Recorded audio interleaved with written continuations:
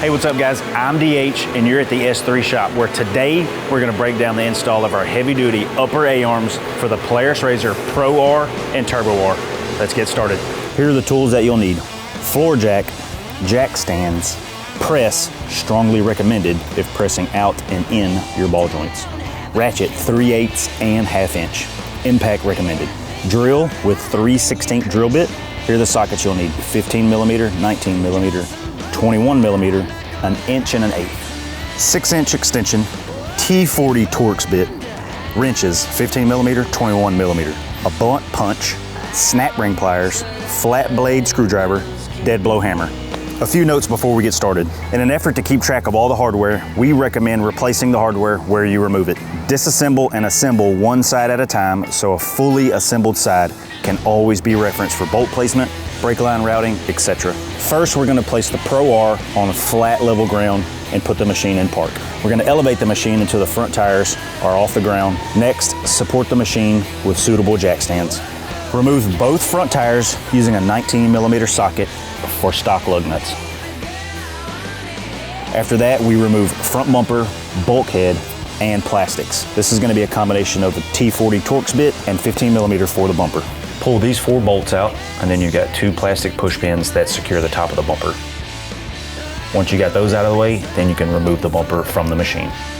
After that, remove brake line rivets using your 3/16 drill bit. Next, remove the bolt from the upper ball joint, 15 millimeter, taking care not to damage the bolt during removal. After that, remove the inner bolts from the control arm. This is going to be a 21 millimeter socket.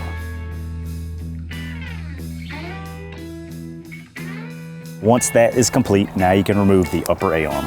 Swing the control arm upward to remove the ball joint from the hub assembly. If you're reusing your ball joints and bushings, follow the next disassembly steps.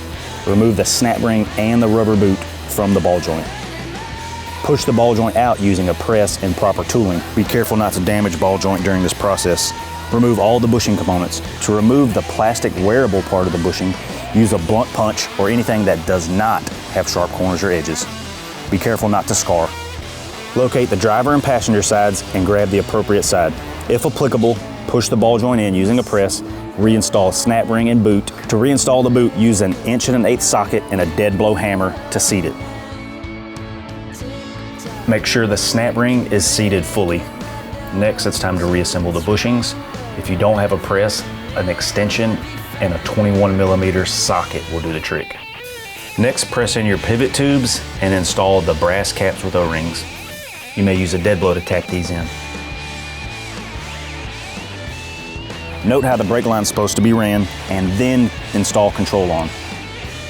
Insert the inner bolts first, hand tighten, but do not final tighten.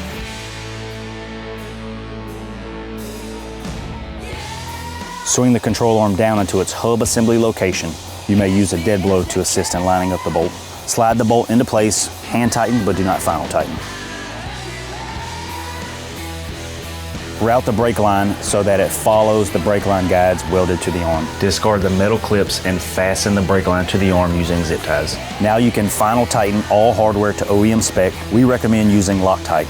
This includes reinstalling your front bumper and plastics in the order that you removed them.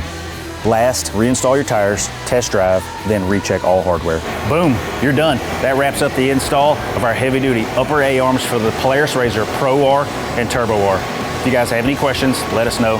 Thanks for stopping by.